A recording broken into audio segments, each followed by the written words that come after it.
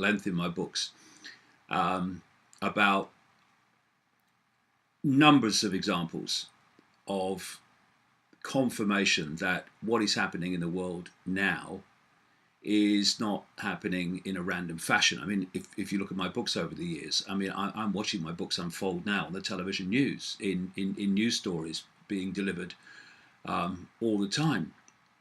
And that's not because I sat in a darkened room, you know, going into the ether, but because if you can access this projected plan, then unless something comes along to intervene and stop it, then you can predict the future with pretty good confidence in terms of theme, and in many cases, even a lot of detail. One of these examples came in 1969. This is just one, many I could give. And it was a guy called Dr. Richard Day.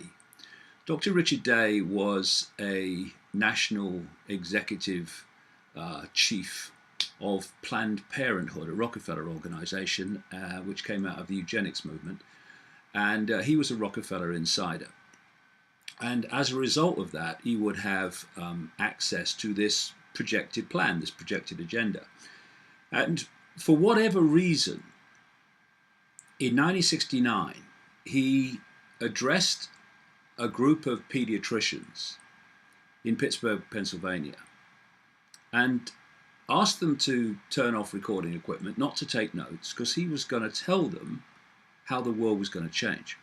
Now, these are just a few of the things he said, because one doctor there, one pediatrician, did take notes and kept a copy of them. And before he died in, I think it was about 2004, he did a series of taped interviews describing what Day had said all that time ago in 1969, actually on March the 20th, when he addressed the Pittsburgh Pediatric Society. Now, these are just a few of the things he said were going to happen, because it was all preordained, it was all in the pipeline, and nothing could stop it. Well, we can stop it if we, A, find out it's going on, and B, get our asses in gear and do something about it. Anyway, these are some of the things he said. Technology used for reproduction without sex, 1969. Families to diminish in importance. You look at any of these projected versions of the agenda, and you'll see destroying the family unit as in virtually all of them. Euthanasia and the demise pill.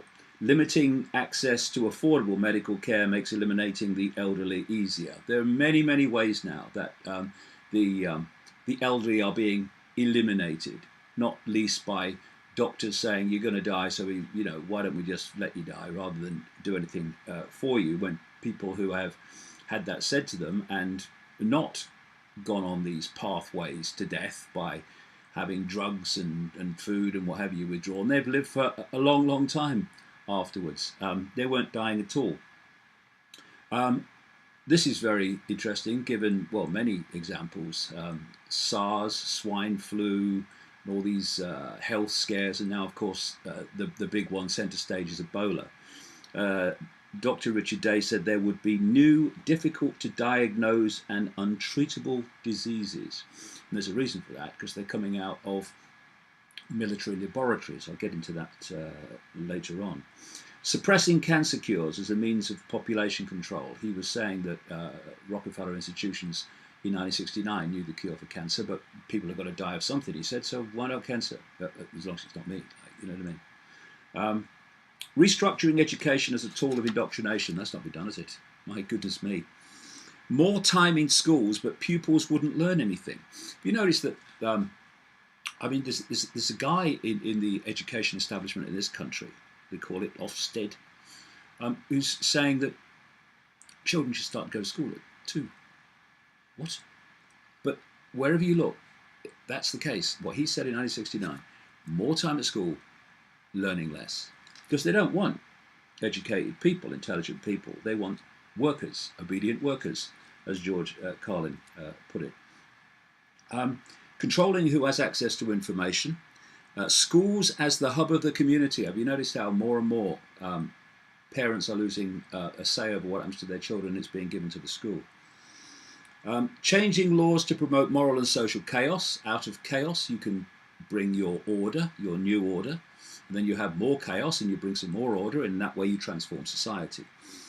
The encouragement of drug abuse to create a jungle atmosphere in cities and towns, get them frightened. That justifies more law enforcement of more and more extreme kinds. Promote alcohol abuse, restrictions on travel, the need for more jails, no more psychological or physical security. It's going to be a theme of the video cast this week. No more psychological security, especially because of something called future shock, which I'm going to go into. Crime used to manage society. That's clearly happening. Curtailment of US industrial preeminence. Happening. Massively happened. Shifting populations and economies, tearing out the social roots, taking away any sense of stability or unity or order. Sex and violence inculcated through entertainment.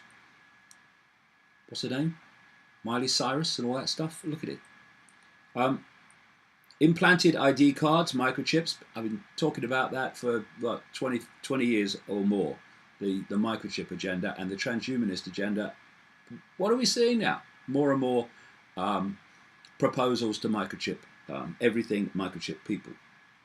Food control. Control if people eat or not, unless they do what you say they do, you got them. Same with water. Weather control. This is happening all the time now. Manipulation of weather, extremes of weather. Oh, it's climate change. No, you're manipulating it, mate. All right. This guy, Richard Day, was actually worked in weather manipulation during the Second World War. Knowing how people respond, making them do what you want. That's classic mass mind control, which is what Future Shock is part of. Falsified scientific research. Global warming, I rest my case.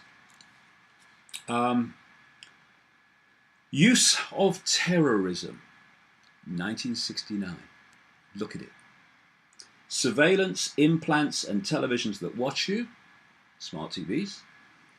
This is Orwell's telescreens, of course. And the arrival of the totalitarian global system. Now, the normal course of events, cause comes before effect. You have the cause, then you have the effect. But what happens with this conspiracy is that they decide their effect first. This is what we want to happen. And then they have to say, well, how do we create a cause that has that effect? And that's what mind manipulation and social engineering is all about. And it is, there's a massive network of organizations that around the world that are dedicated just to manipulating public opinion. And what is that? Mass mind control. Many years ago, I was covering an air show in Britain for a television station. And they had, at one point, a mock display of bombing. Obviously, they were fake bombs, and the noise they made and the impact they had was a tiny, tiny fraction of the real thing. But what I remember when I was close to it, when we were filming, is the extraordinary noise that even that kind of device can make, and the impact it has upon you, the shock of it, even when you know it's just a display. So to comprehend what the people of Gaza have been going through, and the kids of Gaza have been going through, with these weeks of bombing with state-of-the-art weapons, is impossible. It's impossible to imagine the horror and the fear that they're going through, and of course with all the casualties of their friends and family being killed and maimed for life. And what I want to talk about today is the mentality that allows that not just to happen, but makes it happen, that orders it to happen, that gets off on actually doing it. And I've said many times, but it's worth emphasizing again. One of the biggest problems that humanity has, in general, not everyone of course, in comprehending what's actually happening in the world, is the lack of understanding of the depth of pure, undiluted evil which is driving this world in the direction that it's going, and has been doing so for a long, long time, throughout known human history, basically. And when you don't appreciate that there is a depth of evil that defies the imagination, that is playing out an agenda before our eyes, what happens is people write off or explain to themselves coldly calculated, interconnected happenings of pure evil as just random coincidence. Well, it's not a random coincidence. It's not a random coincidence in the terms that it's happening, because it's coordinated, it's going along a path. Gaza is connected to Libya, is connected to Iraq, is connected to Ukraine, and so on. But it's also connected in terms of the mentality behind it.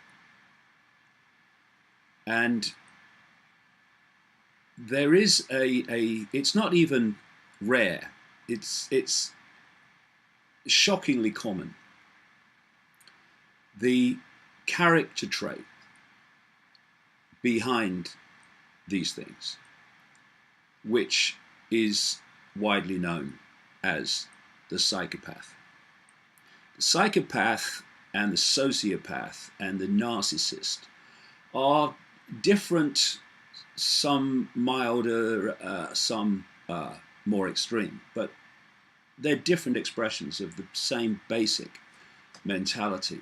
And to understand Gaza and to understand what's happening in the world in general, we need to understand the nature of the psychopath, the sociopath, and the narcissist.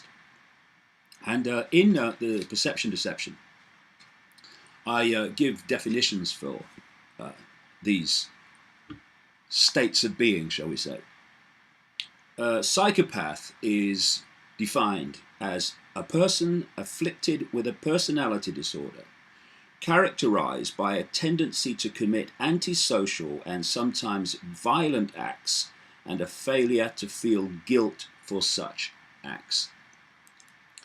And when you see the horrific pictures coming out of Gaza of the consequences for civilians of the bombing, and then you see the Israeli reaction from classic psychopaths like Benjamin Netanyahu, that have no sense of guilt. Far from that, it's an effort and an exercise in blaming others for your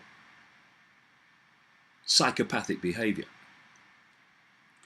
A sociopath is defined as a person whose behavior is antisocial and who lacks a sense of moral responsibility or social conscience.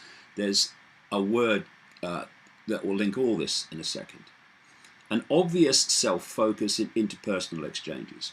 And some of the other definitions that kind of pull psychopath, narcissist, and sociopath together. A lack of psychological awareness. Here's the word. Difficulty with empathy. I'll come to that in a sec. Hypersensitivity to any insults or imagined insults. I mean, you criticize Israel, and they're off on one. You can't criticize Israel. Otherwise, the abuse comes the other way, no matter what they do. Vulnerability to shame rather than guilt, because these personality types, especially the psychopath, have no sense of guilt, as I've just mentioned. Detesting those who do not admire them, again, coming back to criticizing Israel, how dare you. Using other people without considering the cost of doing so. Inability to view the world from the perspective of other people. Denial of remorse or gratitude. Now, the word is empathy. All these personality types, they do not have the ability to empathize with those that suffer the consequences of their actions. And this inability to put yourself in their place and imagine and feel what they must feel in terms of the consequences of your actions, that is fundamental, because from that lack of empathy comes no limits.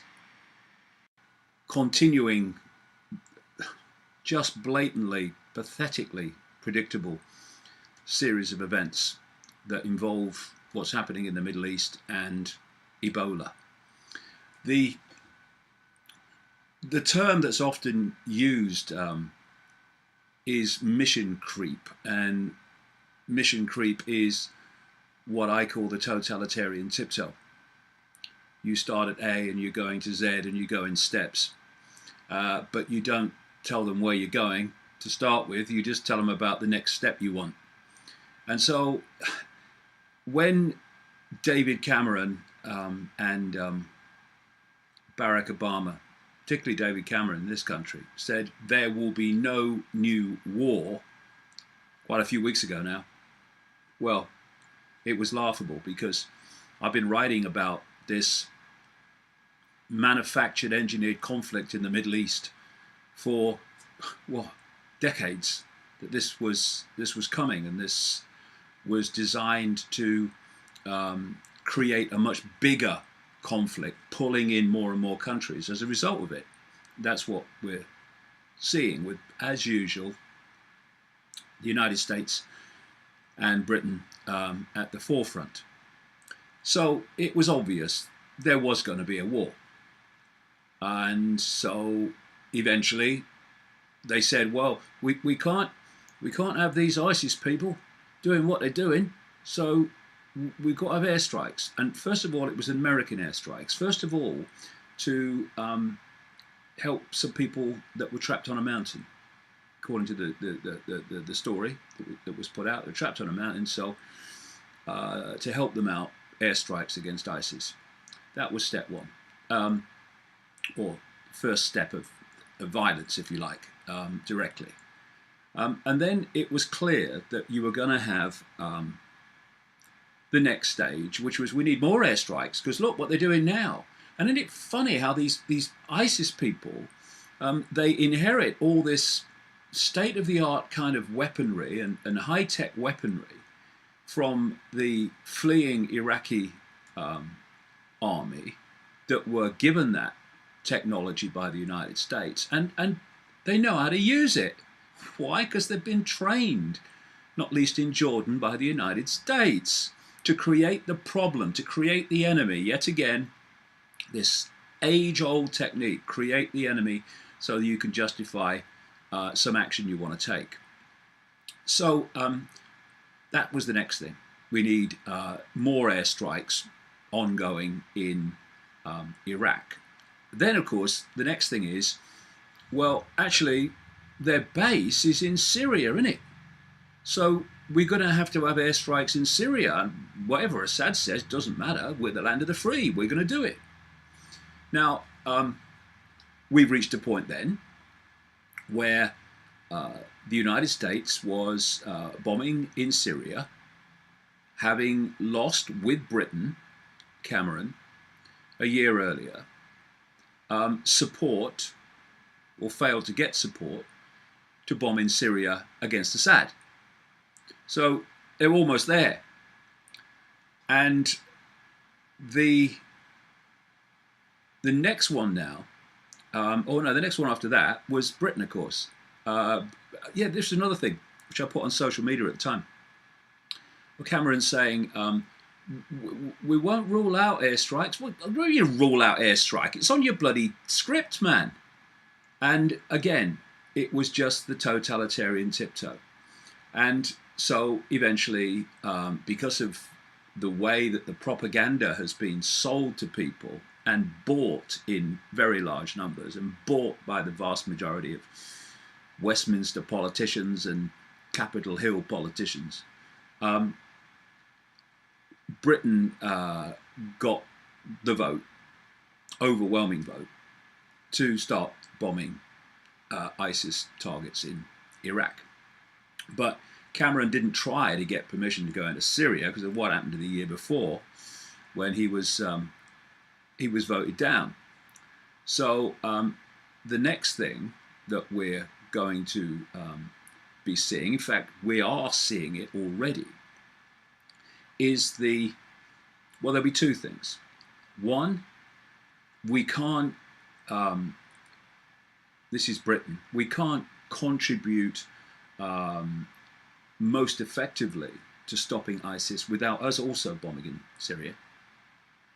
And what's appearing now as a result of what is happening in the border town, the Syrian border town with Turkey, is they're starting to float this idea that actually you can't stop ISIS with airstrikes alone.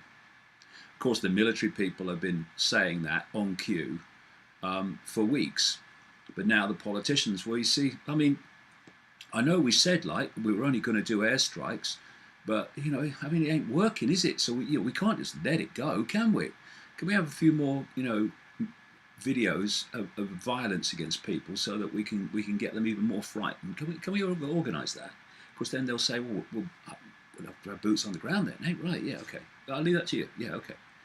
And so we have this mission creep, totalitarian tiptoe, going on before our eyes so blatantly. I mean, the contempt that is being shown for the public all over the world with these lies and falsehoods about here and no further, when they know they're going way, way further from the start. But the ability to lie is, with no shame, is of course the ability of the psychopath. And so appropriately, they can lie, these people, without shame.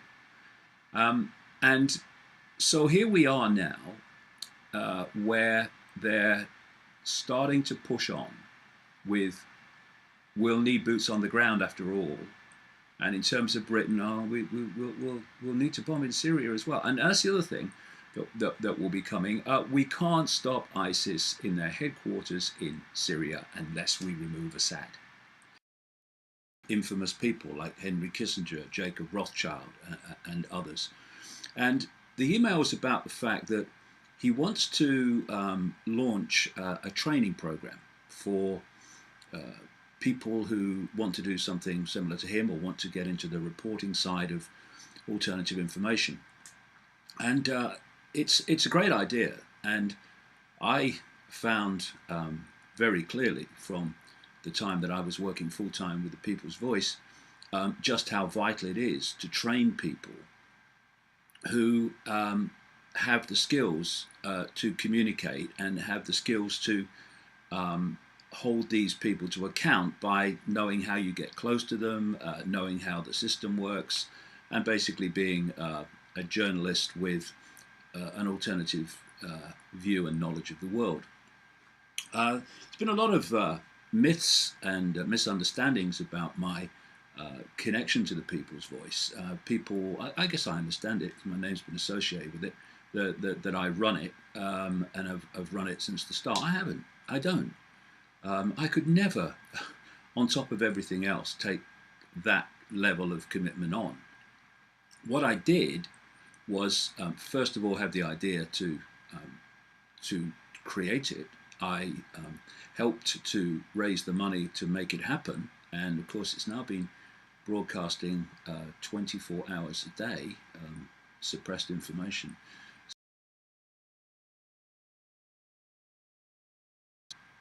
An idea that was only about this time last year. My commitment was to volunteer to work with the station full time from about September through to the end of February,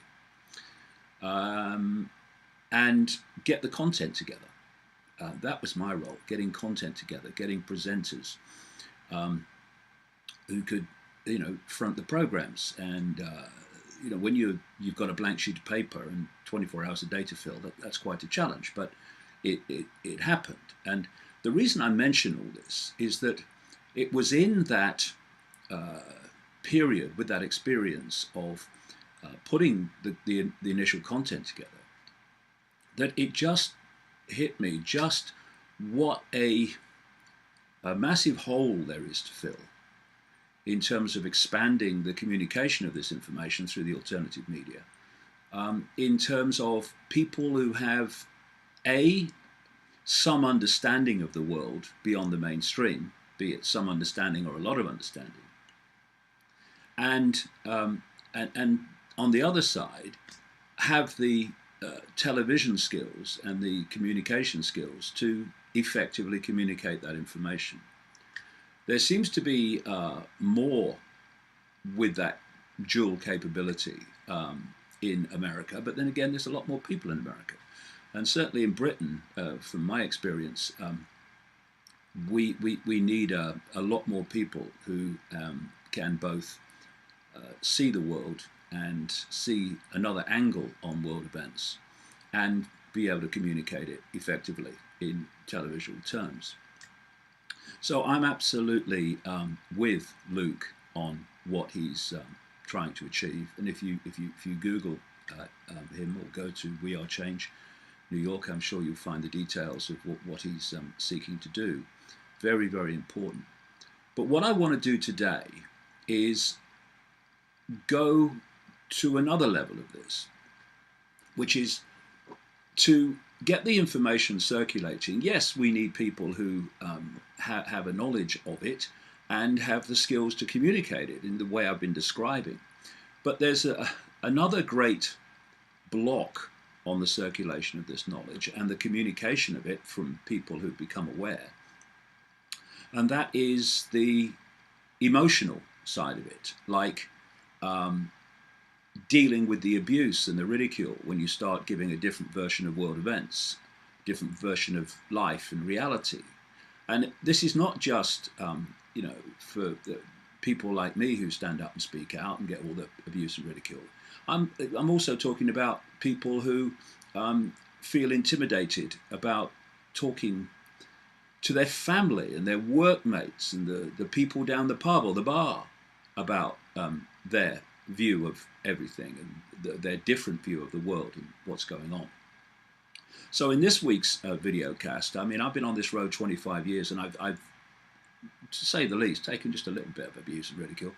And so what I want to do in this video cast is just pass on a bit of the experience that I've had in how to deal with the intimidation that so many people feel when it comes to speaking out in a world that, or in an environment that doesn't want to hear. The truth always turns out to be some shade of grey, not black and white. But what we've got overwhelmingly from the Israeli propaganda supported by the West is a black and white view, good guys v bad guys. And it's not a John Wayne bloody movie, and it's certainly not black and white. And it's about time people had the guts not to quiver in fear that they're going to be called anti-Semitic, and actually stood up for speaking the truth. Because this is not about attacking Jewish people. It's about looking at the behavior of the Israeli regime throughout the period since 1948, at home and abroad. And this information should be available to everyone, not pushed away. Ooh, they'll say I'm anti-Semitic. I couldn't care less. I care about the truth, and I care about what's happening to oppressed people, whoever they are, whether they're Jewish or whatever. And this group of former soldiers involved in breaking the silence, and many other Jewish people, both in Israel and around the world, who speak out against the many horrors inflicted upon the Palestinians by this Israeli regime, this Rothschild Israeli regime, are fantastic people, very, very brave people who get enormous abuse and threats often as a result. And we need more people like that to put the truth in context instead of in propagandized bias. So let's have a look at what he said in this interview on RT. His name is Eren Hefrati, a former IDF soldier, like I say, who recounts his experience, assignments and killing protocols, along with what he witnessed as a soldier. And he first of all explains that it dawned upon him the similarities between what his grandmother experienced in Auschwitz and why he was compelled to speak out against Israel and the IDF, because he could see the similarities in how they acted compared with what his grandmother experienced in Nazi Germany. That's a staggering statement for a former Israeli soldier to speak, but this is not his only experience, or the experience is not confined to him, but there are many others who are speaking out in the same way. In Britain, people like Gilad Azmon and many others in this Breaking the Silence organization. And Eren says that he comes from a family of army officers in Jerusalem, really into the military system. And he says that he was told when he was growing up that the only way he could stop the second Holocaust from happening would be to join the best unit in the army he could and fight the enemy of the Jewish people. Of course, the draft is compulsory in Israel, and many very brave and committed Jewish young people go to jail to defy the draft because they will not do what they're asked to do in relation to the Palestinian people. Anyway, his family were survivors from Nazi Germany, and he joined the Israeli Defense Forces, and then he said he saw the truth. The truth, he said, was that he wasn't there to protect Jewish people from the enemy, but to put terror on the people in Palestine. He found himself, he said, not protecting Israel, but in the occupied territories protecting illegal settlements and settlers. Quote, I am there to police every minute of their lives. I am there to take their lives and control it, to go into their houses in the middle of the night to arrest them. Children, adults, young women, young men take their lives sometimes, responding to protest, any resistance, with very harsh violence, with rubber bullets, which of course are not rubber, he says, but real bullets just covered with a little bit of rubber. Or a tear gas canister, or sometimes live ammunition that will sometimes take the lives of the kids. This is the reality of what's happening in Israel. behind the bullshit and the propaganda that you see through the mainstream media.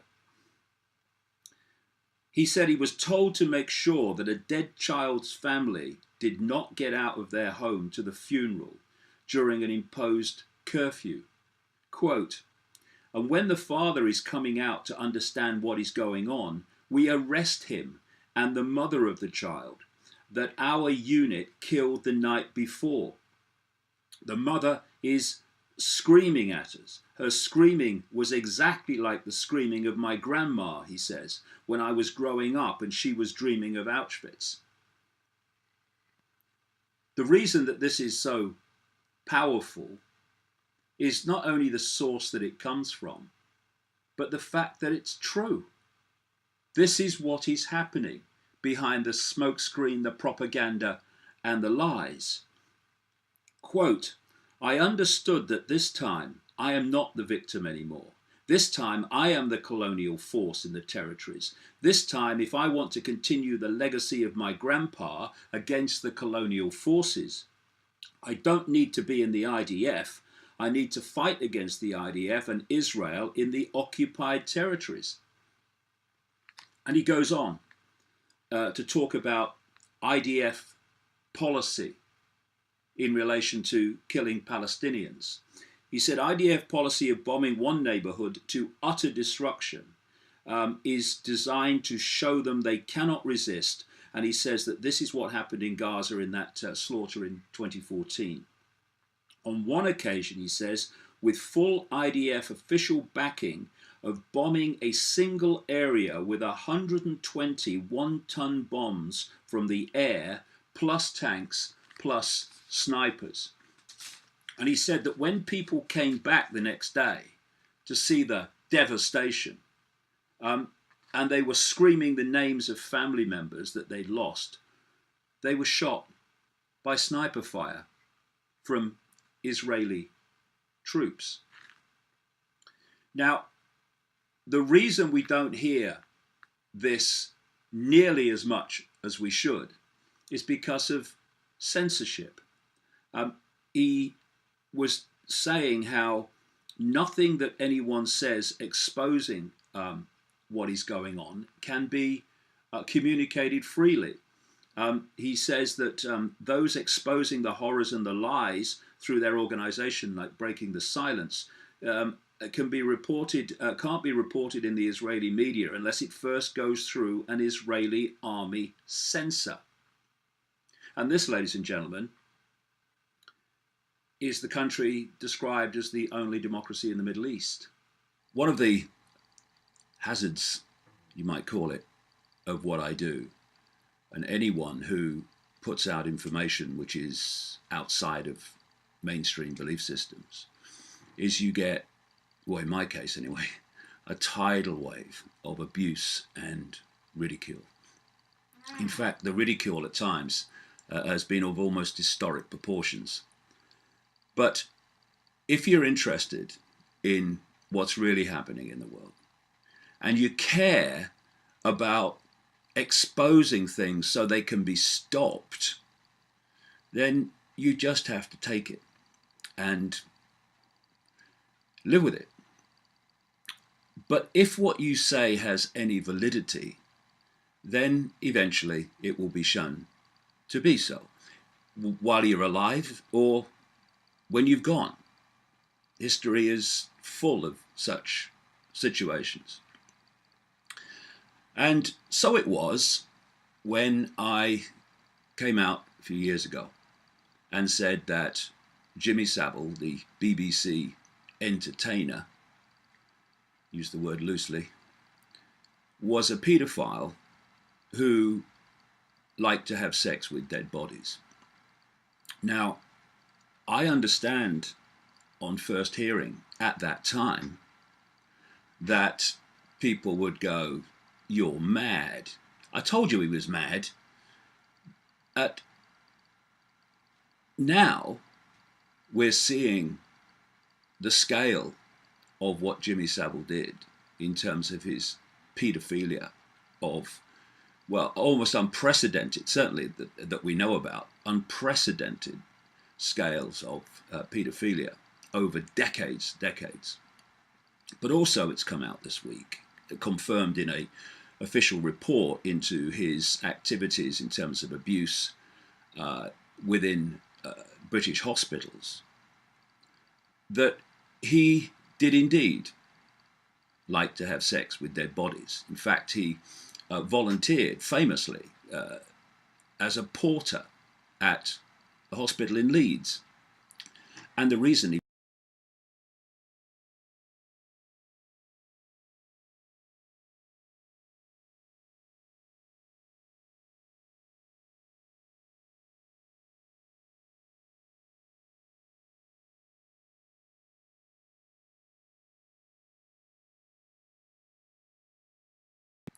is that this world is controlled by a scale and depth of evil which is almost beyond comprehension.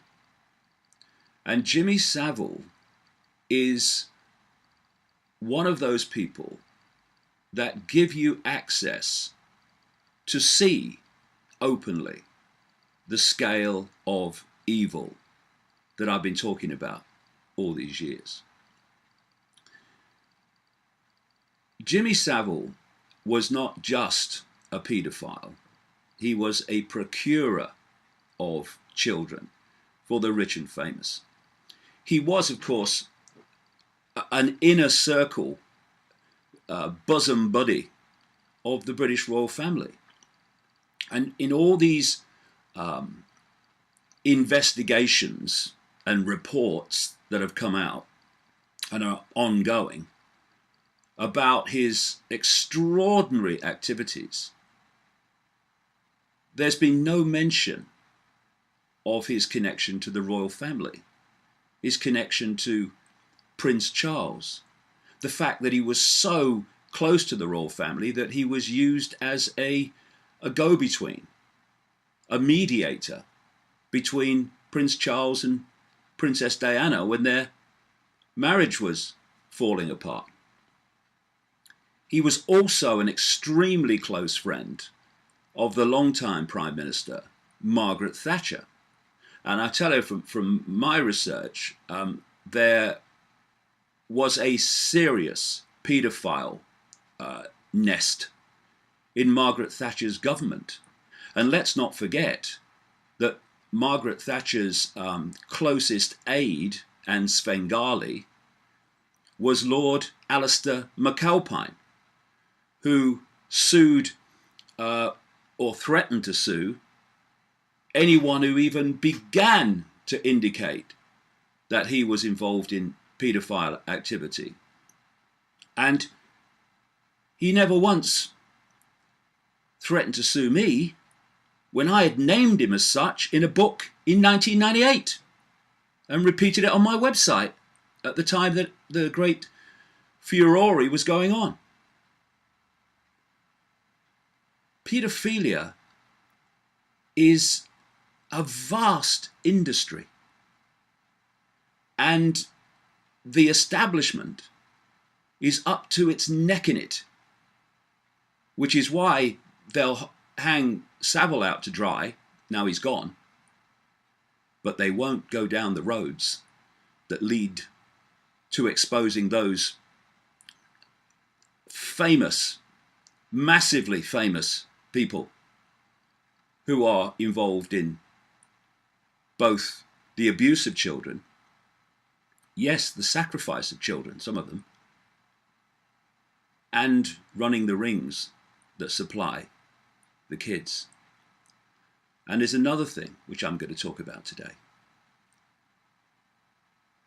The source for what I said about Jimmy Savile, who's proved to be so unbelievably accurate, told me other things. Equally fantastic, in fact, even more fantastic. And I'll tell you something, they're true as well. Well, I'm going to start with a definition, sum the whole bloody thing up, really. The definition to the word farce: a light dramatic work in which highly improbable plot situations, exaggerated characters, and often slapstick elements are used for humorous effect. Well, apart from the humorous effect, because I can't find anything funny in paedophilia, not least political paedophilia, but that definition of farce sums up what is happening in Britain this week. And it's not just about Britain, for those watching from around the world. What I'm going to describe and the kind of things I'm going to describe are happening in every country, not least in the United States and North America, as are documented in my books. Now, the farce comes because of this, and it's part of an elephant in the living room. There is the most enormous evidence, I mean, extraordinarily so, that there was a massive paedophile ring during the Thatcher government in the 1980s that went right into the heart of a government and involved the infamous paedophile and procurer of children, Jimmy Savile. And this paedophile ring, in its various expressions, has gone on ever since, as it went on long before. But at this point in the Thatcher administration now, evidence is coming out to pick it up at that point, although it's ongoing, like I say, right to the present day. Now, what happened in 1983 is that a man called Leon Britton was Home Secretary in the Thatcher government, and a Conservative member of Parliament called Geoffrey Dickens, who was a campaigner against paedophilia and political paedophilia. And he took a dossier, apparently some 40 pages, to Leon Britton and asked him to investigate. It named names, it named very famous names, and it named, it seems very clearly, it named Jimmy Savile. This is 1983. And nothing happened about it. And it went missing. And there was no ongoing response to it. So another MP now, who has written a book exposing a major British political figure, now dead, called Cyril Smith, as another kind of a paedophile of an addictive type. It was the centre of his life. And I met Cyril Smith once on a BBC radio programme called Any Questions. And I have to say, and not with hindsight either, he was one of the most vile people I've ever met in my life. But anyway, as a result of this MP now pushing this on, he's asked Leon Britton, who's still alive, though no longer in politics, where did the dossier go and what happened to it? Now, Leon Britton's first response was, I don't know, mate, I don't know what you're talking about, when he's been asked about this before. I don't recall, you know, this lost memory technique. But then he completely changed around and said, oh yeah, I do remember it. And yeah, I passed it on to these people and they asked them to do something with it. And so what's happened to it now? Well, it seems that the dossier has been lost and destroyed. And it just so happens to name major names in politics and others as paedophiles connected into this ring.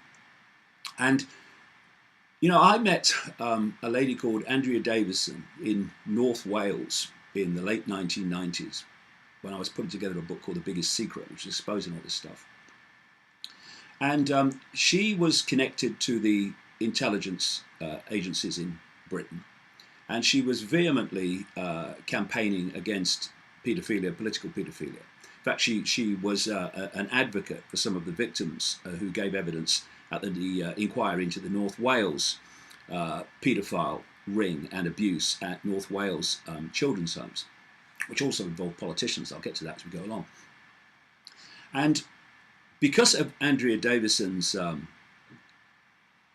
commitment, Geoffrey Dickens actually gave Andrea part of this dossier, which has gone missing. And what happened to it?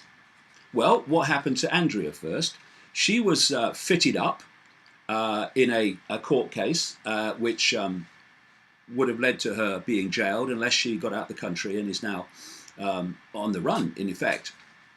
in South America, and in, was it 2010, a combination of North Wales police and Derbyshire police, they raided her home and took away all the evidence that she had, including, sits back in amazement, the parts of the Geoffrey Dickens dossier, which he gave to her, and of course the dossier itself has gone missing. Did I say there was an elephant in the living room here? I think I may have mentioned it. Andrea said of Geoffrey Dickens, he was a man of strong views and high principles. I didn't know him well, but we had a common interest in exposing corruption, particularly police corruption, and child abuse. Many of my documents and evidence were stolen by the police. I am reliably informed that they were worried in 2009 that because Jimmy Savile, the VIP, that Jimmy Savile, the VIP paedophile ring, would be exposed. Now, Geoffrey Dickens' son, Barry Dickens, has said this week about his father and the dossier. After my father outed the paedophile diplomat Sir Peter Hayman in the Chamber of Commons in 1981, an insidious campaign was started against him in the Houses of Parliament. You do surprise me. Den of iniquity and paedophilia, by the way. Certain dishonourable members began to hound him at every turn. They would ridicule him, seeking to make him a figure of fun. In that way, I suppose, they hoped to trivialise the dossier on his dossier on child abusers stalking the corridors of power. Now we know my father was right, he said this week. He was right about Cyril Smith. He was right about Jimmy Savile, who I believe were both named in the dossier. Therefore, it was long before this, mind, I'll come to that, but in 1983, Jimmy Savile, who everyone's now going, oh God, we never knew, was known about in 1983. So was Cyril Smith, this vile man, and I'm not surprised that he was a friend of Jimmy Savile. I know that quite a few people who've spoken publicly or gone on the internet and supported the vote to keep Scotland in the United Kingdom. I've been subject to quite enormous abuse from elements of those who are determined to see Scotland withdraw from the Union. Well, a couple of things to that.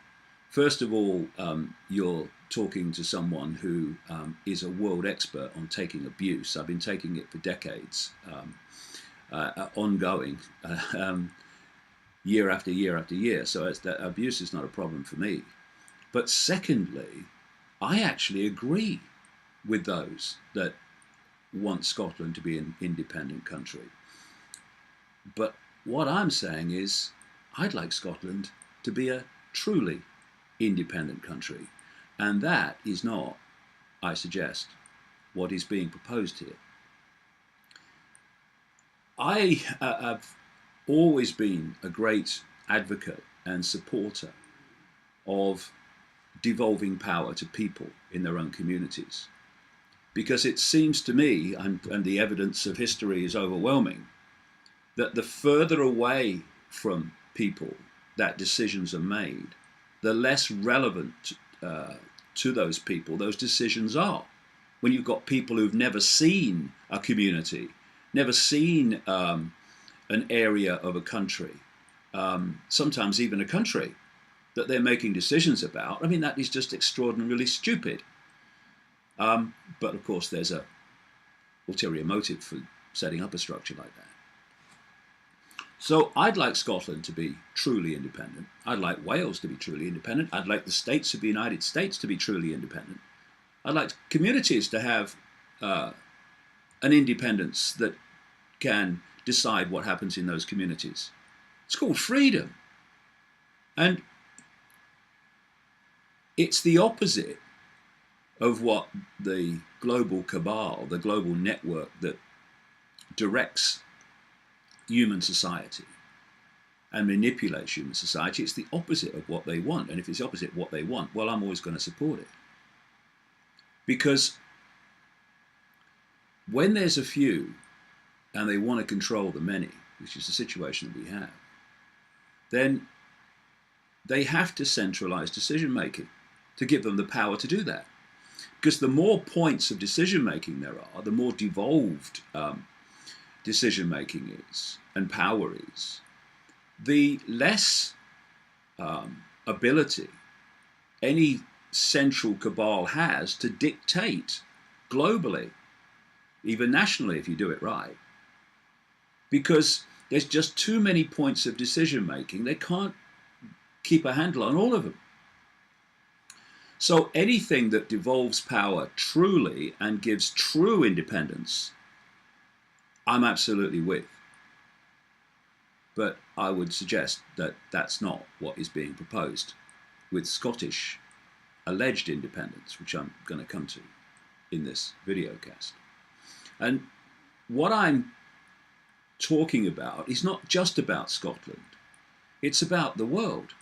Because what I'm going to say about Scotland, and I'll give it a global dimension as well, not least the United States, what is happening with regard to Scotland, and what is being said with regard to Scotland, actually is applicable to everywhere.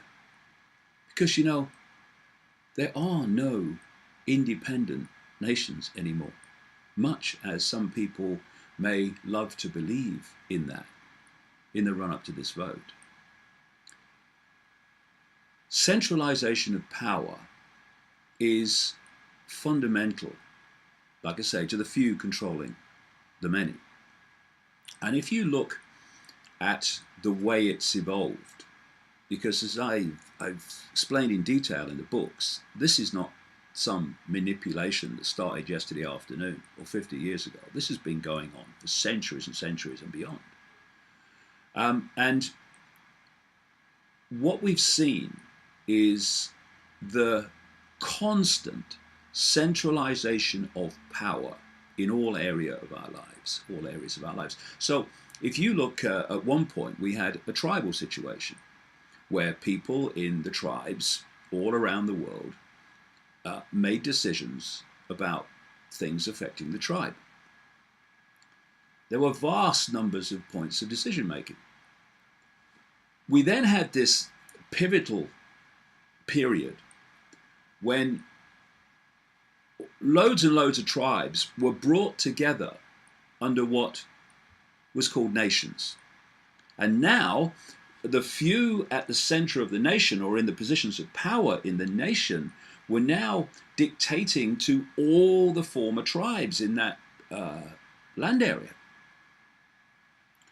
And what we've seen, of course, through the 20th century and to now, is the next stage of that, which is bringing nations together so that a few at the center of the grouping of nations, I mean, the European Union, the region where I'm sitting now, is a classic example of that. In fact, the forerunner example of that. So bureaucrats are now at the center of this European Union, and they're planned like that all over the world, and they're evolving to that before our eyes. They're now dictating to all the former nations, and therefore all the former tribes, if you like, that we had before. And so this incessant centralization of power has given more and more power to the tiny few as we've moved on into what actually was given a name in the end, globalization. What is globalization? It's the centralization of power in all areas of our lives. And the plan is to go to the next stage. We're already seeing people talking about it. Go to the next stage where you have a world government dictating to the planet via these various unions and via, I was going to say national governments, but the idea is not to have national government in the end, but to have just regional government to remove the any unity of response and challenge to the edifice of power above. Now, it's in that knowledge And it's in that situation that we're facing that this call for an independent Scotland and the claims that if it withdrew from the European Union, or not the European Union, from the United Kingdom, it would be somehow independent. Well, that, frankly, is fantasy. I'm not saying don't do it, but let's do it in the knowledge that an independent Scotland, in complete control of its own affairs, is a fantasy. And it's a fantasy because of the structure of control that's been put in place over decades and decades and decades. And today I'm going to go into detail about that and also give it the global perspective. It's not just, like I say, about Scotland. Local story that became a global story in the last few days. Portsmouth is where a family called the Kings live, with a 5-year-old son called Asher, who has been suffering from a brain tumour. And Southampton is where the hospital is, Southampton General Hospital, where the boy Asher has been treated. Now, it's a story that encapsulates the mentality of the state and what we've allowed the state to become. I've heard many horror stories from people on the Isle of Wight who've been treated for cancer and other things come to that at Southampton General Hospital. And so it didn't surprise me at all that Asher's family decided that they had to try something else because they were not satisfied with what was going on at the Southampton Hospital involving the treatment of their son. So what they did is they took him out of hospital and they headed for mainland Europe and ended up in Spain because they wanted him to be treated with a more targeted radiation treatment, still radiation, but a more targeted, called proton therapy. And what that does is target specific cancer cells rather than just giving the whole body, and in Asher's case, the whole brain, a smack of potentially lethal radiation.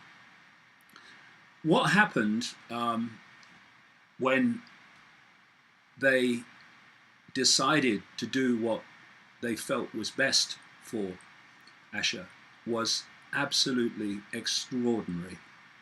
With the full might of the state coming down on them in terms of the medical profession, the police, judges, councils. I'll get into all these different elements as we go along in this video cast today. But what it brings forth in this story is that it's not only individuals that can be psychopaths. States can be psychopaths. Anything that can be done and manifest through an individual can be manifested through a group. So you can have an individual who's of a certain character, and you can have a group of people together who are of the same character. The collective and the individual are different expressions of the same thing, whatever that character and personality trait is. And I've talked in videocast before about the fact that the world is basically controlled in terms of positions of power by psychopathic personalities. And when you then look at this story of Asher King and his family, you see the psychopathic collective nature of the state in terms of the way it operates. Here's a few definitions of a psychopath. So see if this relates to the state as you experience it. Psychopaths have no conscience. They have no empathy, no ability to put themselves in the feelings that they are making other people experience by their actions. They have no emotion, again, links into conscience and empathy. They have no remorse, for their actions. Tony Blair, I rest my case. But there's one addition to that, is that they can show fake remorse if it's necessary to get them out of a problem that they're in. Psychopaths manipulate people. State doesn't do that, does it? They're perceived as being sticky, slimy, and slippery. David Cameron, Barack Obama, I rest another case. They're control freaks. They are serial bullies. They have an exaggerated sense of self-importance. They're fantasists. They consistently apportion blame to others when things go wrong, regardless of how logically an explanation was given. They're looking for whipping boys and fall guys to take the blame for their actions. They twist and distort facts to their advantage. They have an inability to accept responsibility or blame for their actions. Did I say Tony Blair? I think I did. They can be vicious if cornered. They spin a web of deceit. They have a hidden agenda. They have a selective memory. They remember your mistakes but forget their own.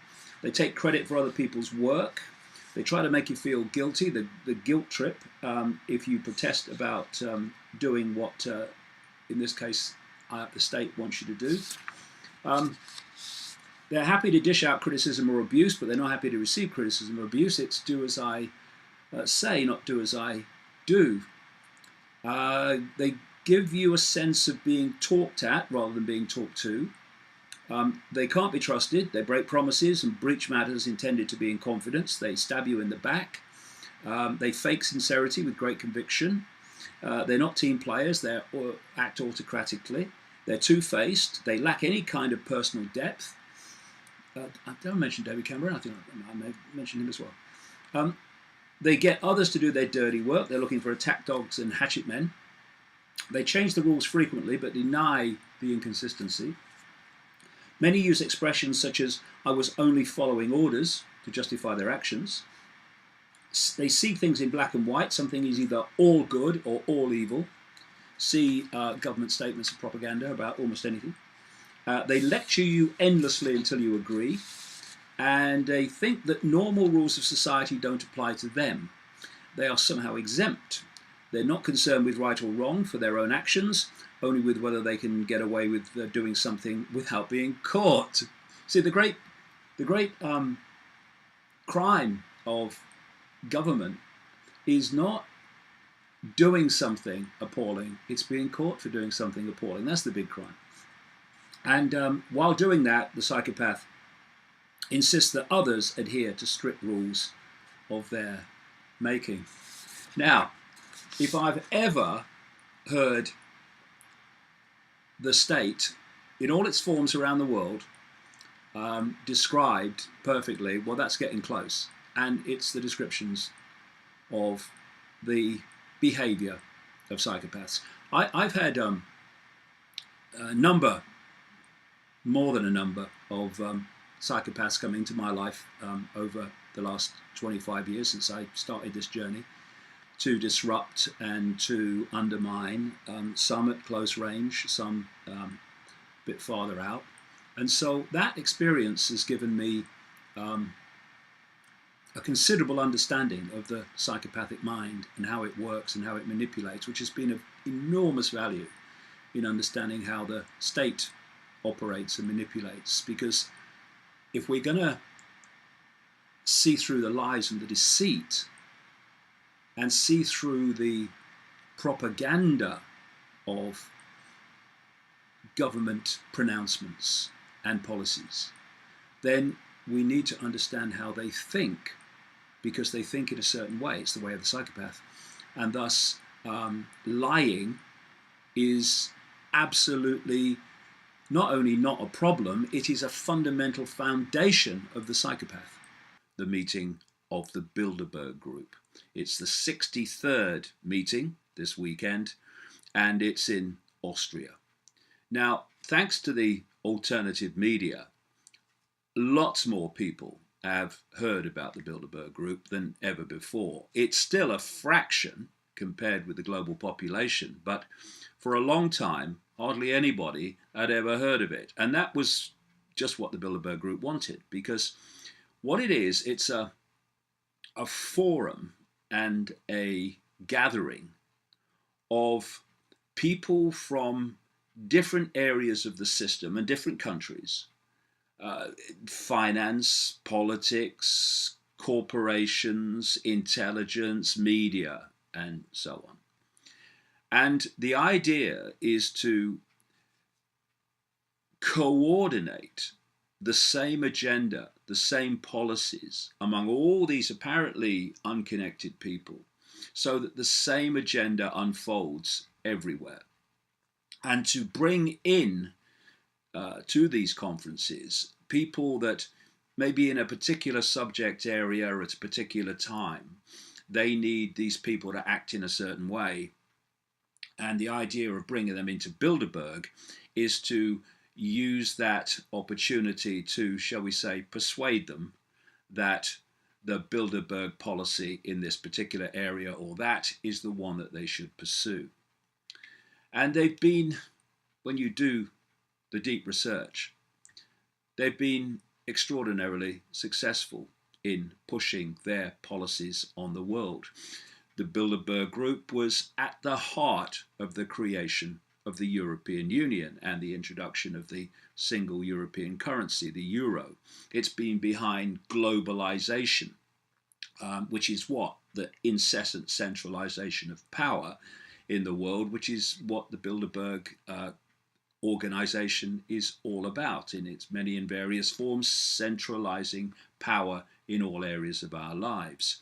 And it's been behind economic crashes and many and various things that have actually directed the world in a certain direction of policy that the Bilderberg and its insider shadow controllers want to see in the world.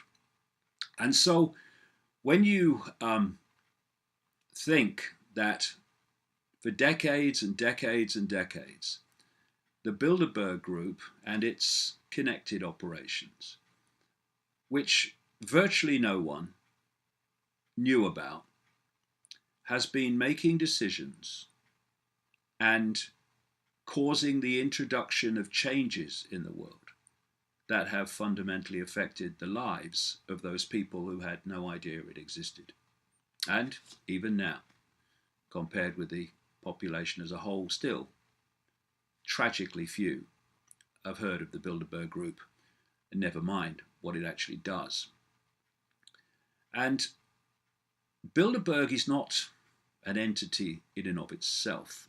It's part of a web. It's part of a web immediately connecting to organizations in its, if you feel like its own little web.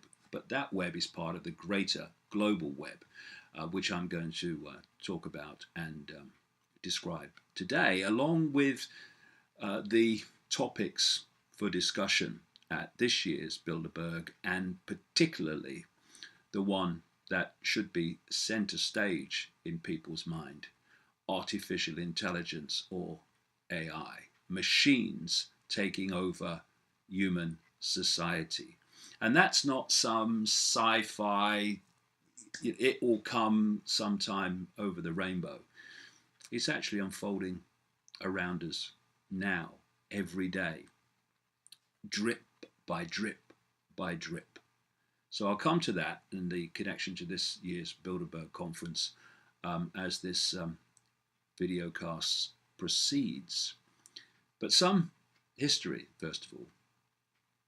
In the latter part of the 19th century, a secret society was created called the Round Table. It was created by the Rothschilds, basically. And its first head was a Rothschild gopher known as Cecil Rhodes, who plundered southern Africa and the gold and diamond reserves on behalf of the Rothschilds. What happened then is this Round Table started spawning satellite groups. In 1920, it created the Royal Institute of International Affairs in London. 1921, the Council on Foreign Relations in the United States, which still today is fundamental in directing and manipulating United States foreign policy.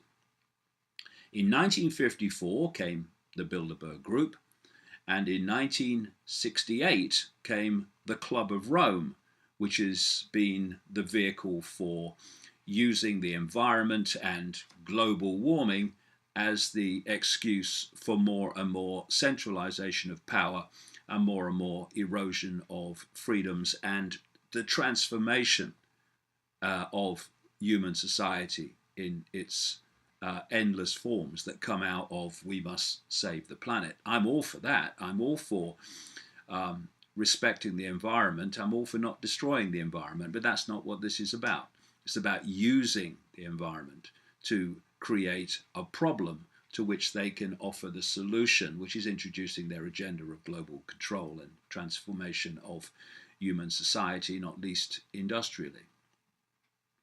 And these same people were behind the creation in 1945 of the United Nations.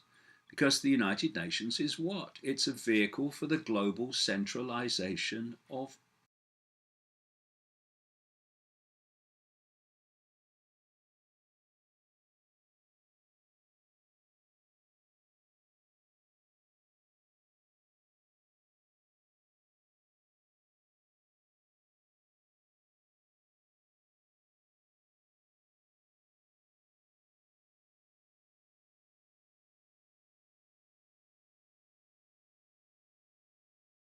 the 1970s by David Rockefeller and Zbigniew Brzezinski, Jimmy Carter's former national security advisor, both fundamentally involved in this whole agenda that I'm talking about.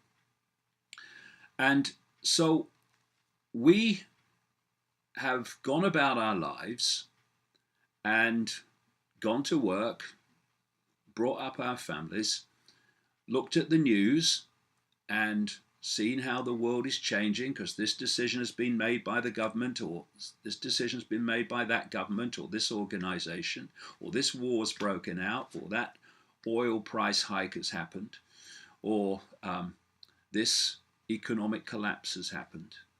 And all the time, behind the scenes, in the shadows, away from public attention, these organizations that work as one unit, including the Bilderberg Group, have actually been creating and directing those changes. And while this has been going on, people in the media, the mainstream media, have ignored the existence of the Bilderberg Group until at least some of them couldn't anymore because of the alternative media more recently. And B, when they have spoken about the Bilderberg Group, it's been in terms of these lunatic conspiracy theorists and what they say about it. But let's just look at this from a deep breath, take a step back, look at it again point of view. The Bilderberg Group is a meeting once a year, and of course there's a steering committee that meets all the time, but it's a meeting once a year of people in politics that people have actually elected. In the media, it's supposed to be impartial, it says here, and tell people what's going on in the world, and find out what's going on in the world from the system that doesn't want people to know. It's supposed to be a journalist's job, I thought. And yet, these politicians, corporate people, bankers, government officials, journalists, have been gathering together year after year to discuss where the world is going and where it should go. And the people who have been subjected to those changes, often in a very negative way, not only have had no say in what was decided, they've not even known what was decided and who by, because it's been done in secret. Oh, them conspiracy theorists. No, you know the most out there theorists in the world. coincidence theorists who think that all these connections and all these things that happen in coordination are somehow happening by chance, by random accident. What a nonsense it is. I first came across the Bilderberg group back in the early 1990s, and the first one I got close to was in 1995, a place called Bergenstock in Switzerland. I was staying with some friends about 2 hours, 3 hours drive away in Switzerland, way down near the Italian border, when I got a communication, like a round-robin communication from the American journalist Jim Tucker, saying that he'd established where the Bilderberg meeting was this year, and it was that these hotels, one was called the Palace, another one called the Grand, this place called Bergenstock. So just before it started, I went out there. And I got up to the hotels, and you had the people in the shades. You know, when you see these kind of films with, the feds in the shades and all that stuff, and the suits. And you think, oh, maybe that's a bit far-fetched. It's not. It's what they look like. It's what they act like. Anyway, they were all there. All the preparations were going on. And I got up to the hotels. It was a few days before. And then on one of the days that the conference was actually going on, I went again. This time, I couldn't even get onto the mountain. As soon as you turned off the main road onto the road that went up the mountain to these hotels where this Bilderberg meeting was going on, there were the Swiss police with roadblocks. You couldn't go any further. And I chatted to this Swiss policeman at the roadblock in his big luminous orange jacket. And I asked him what was going on. And he was a nice bloke, but he didn't know. He just knew that there was a meeting of important people going on up there. And he had to stop anyone getting up there on this road and through this roadblock. And that's how it works. Compartmentalization. People are only allowed to know within the system what they need to know to do what they need to do. And so you can go very high in the system, in all the different areas, before you find anybody that actually is in awareness of what the hell it's all about and what's going on. I've spent much of the day watching the alleged debate in the Houses of Parliament, the House of Commons specifically, where members of Parliament in this country have voted by a massive margin, 524 to 43, to allow airstrikes by the British military in Iraq against ISIS, ISIL, Islamic State, whatever it's called tomorrow. And so the United Kingdom is back in Iraq. Why they ever move out, I don't know, because they might as well stay there, because you know they're going back. And what we're looking at now, as I've been saying would come for so many years, is Orwell's perpetual war. We have the British Prime Minister, David Cameron, today, saying in the debate that these airstrikes against this Islamic State will go on for years. Well, that's just the start of it. What he has said in this motion before the House of Commons today is that it's just for airstrikes against Islamic State in Iraq. But anyone with a brain knows that this is just the next stage of a long, long process that has led us to this perpetual war. If you have a war against a specific enemy in a specific kind of country, then there comes a time when that war is over because someone's won. But when you have this war against terror and terrorism in its multiple forms, how do you ever know when terrorism has ended. You can't say that because you don't know what's coming tomorrow, at least in the theoretical way that this war on terror has been sold to the public. And so you've got the perpetual war that Orwell talked about, a perpetual war to constantly acquire more land, more resources, and to justify a fierce police state at home to protect the public. This was all said in this debate again today, yawn, yawn, yawn, to protect the public from the terrorists on home soil. And if you go and see the photograph library on my Facebook page, or you read my books, or look at previous video casts, you'll see that for a long, long time since this whole thing started, I've been saying, look, this is a process leading to an all-out war in the Middle East.